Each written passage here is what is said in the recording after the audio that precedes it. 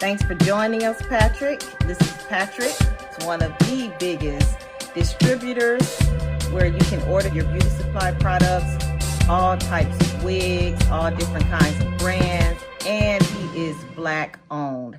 So we're going to interview Patrick, get to know him a little bit, because what we do know is that the beauty supply industry is booming, is growing, and African Americans are taking a much larger part of this industry.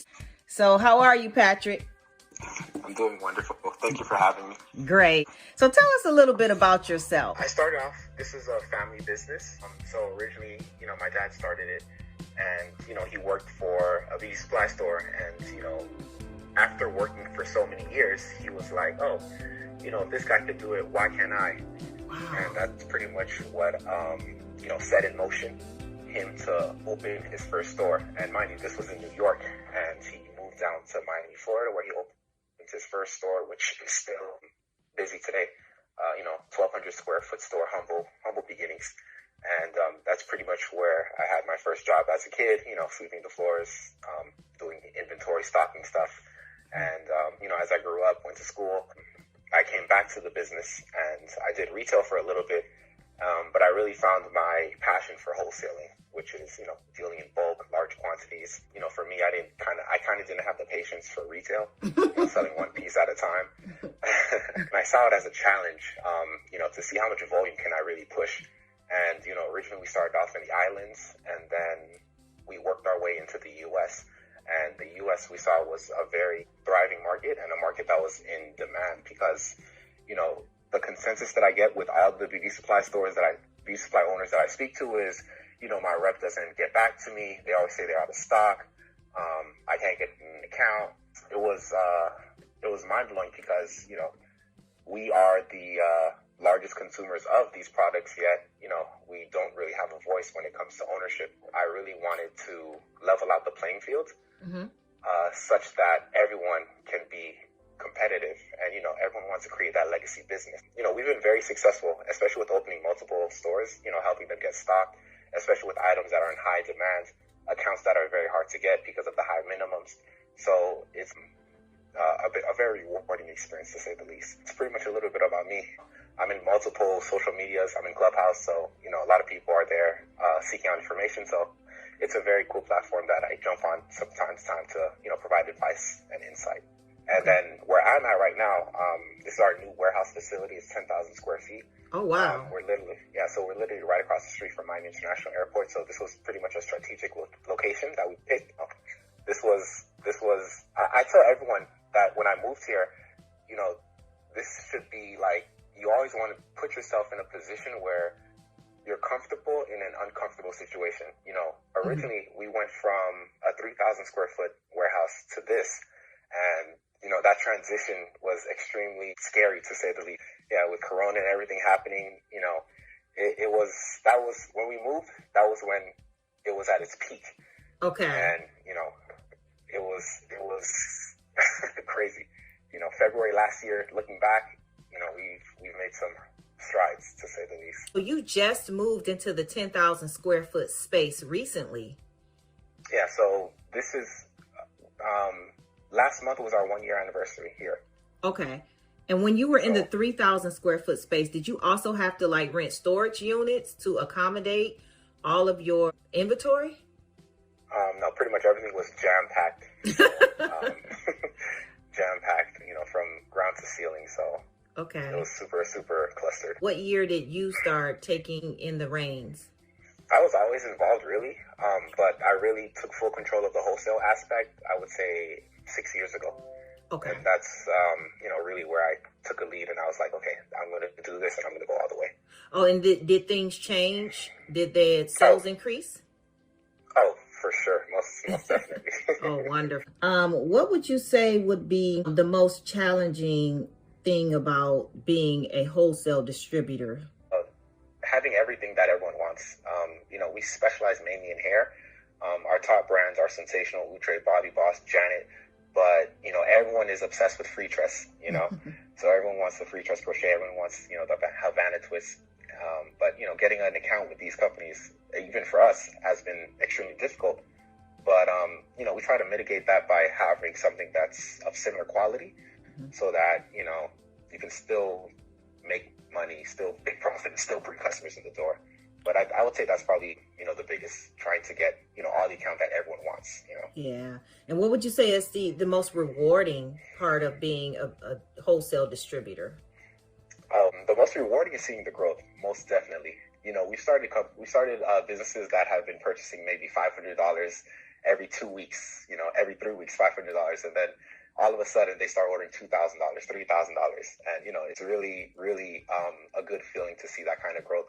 And then once they start expanding to different stores and locations, it's like, oh man, So it's like it's not impossible, especially in my case. A lot of people, it's like, oh, this industry is so difficult.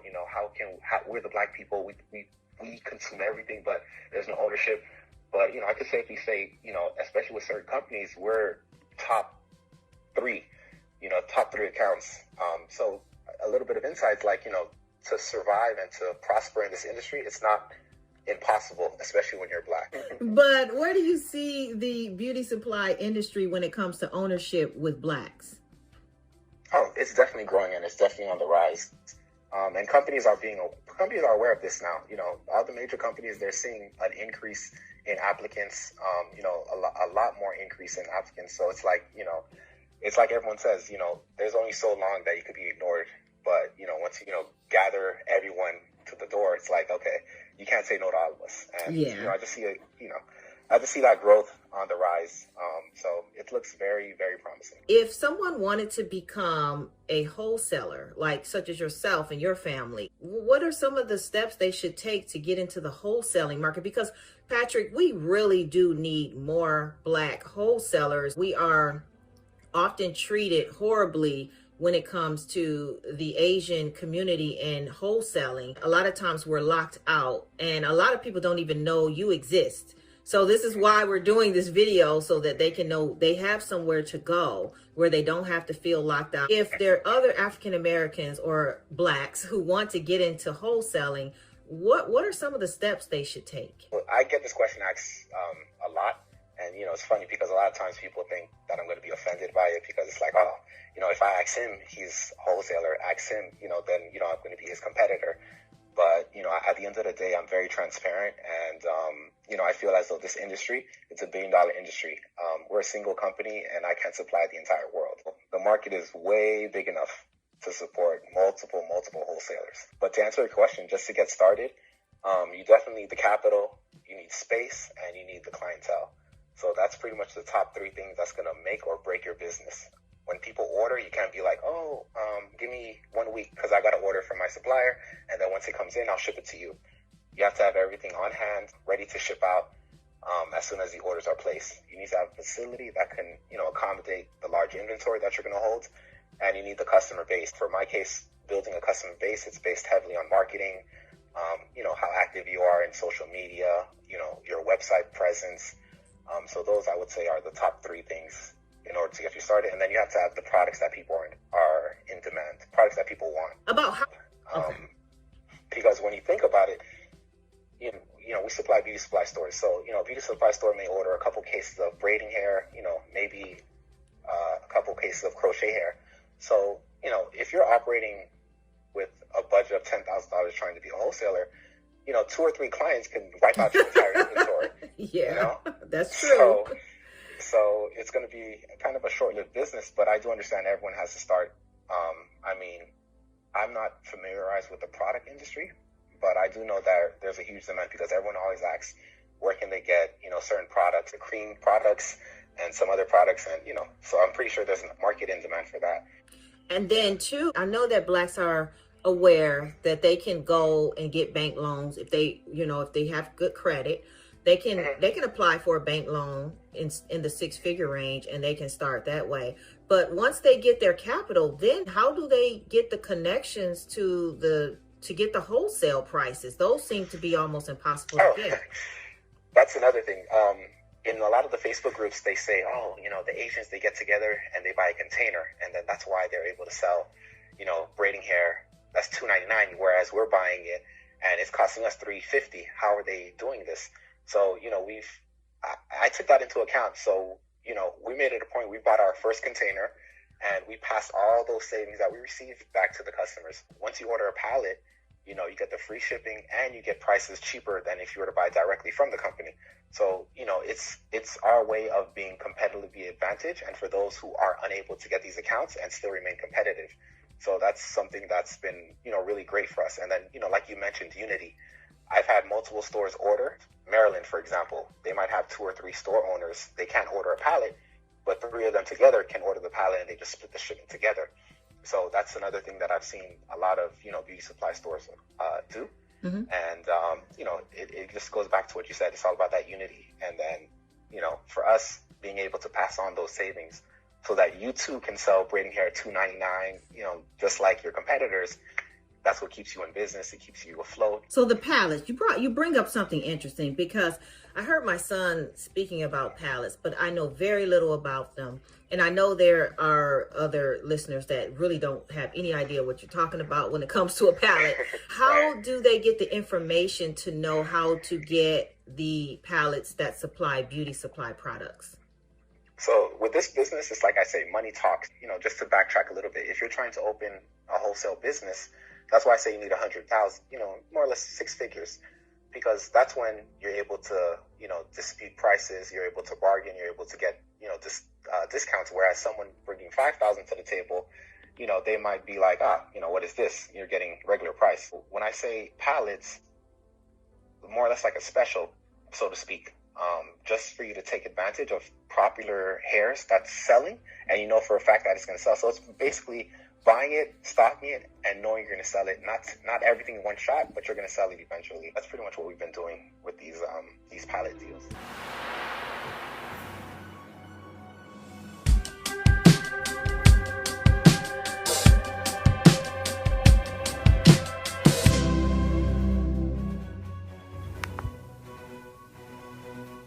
I spoke further with Patrick about becoming a wholesaler, and he shared more information with me. One of the things that he stated was that a wholesale license is required.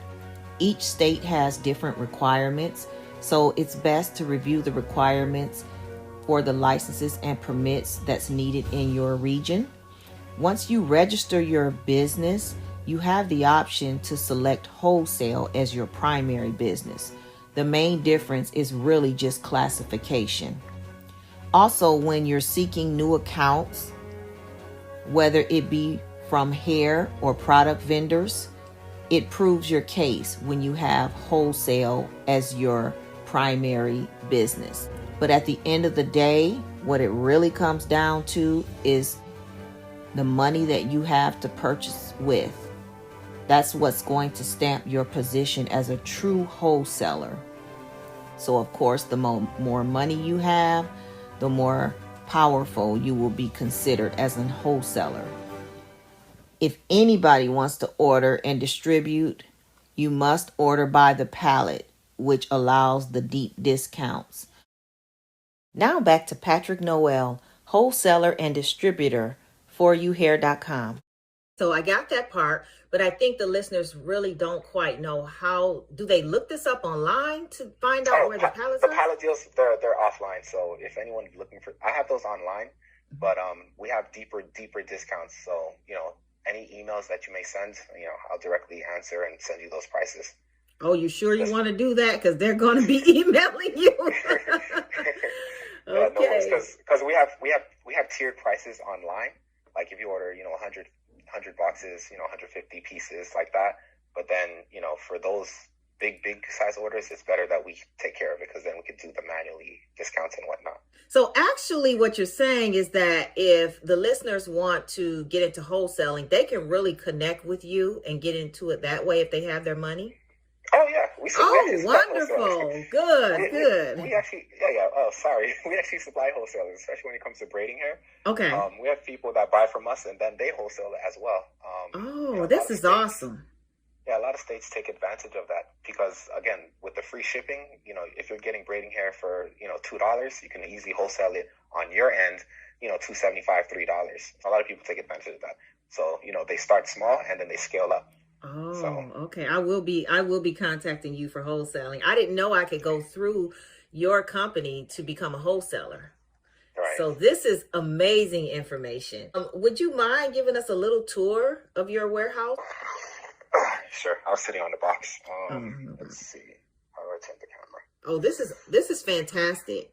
Oh. Yeah, we can see. Yeah, that is huge. This is really huge. So when I tell you braiding hair sells, all of that is braiding hair. Those are pallets that came in today. Braiding hair. We have, let me see, giant pallets. That is a full pallet of, 1B. Oh, wow. Shipping boxes, orders, and then this is the other side. And if you could talk a little bit about your brands that you specialize. I know Outre is a really hot brand. Some of the wigs you have, I know you have the butter lace wigs that a lot of people ask about. You have Sensational, which is hard to get.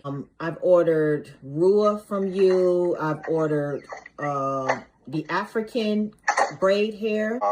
So Sensational is our biggest line. Next up would be Outre. And then we carry Bobby Boss. We started expanding on Janet, just because of the butterfly locks. And Zuri is another one because of the headband wigs, which have been flying.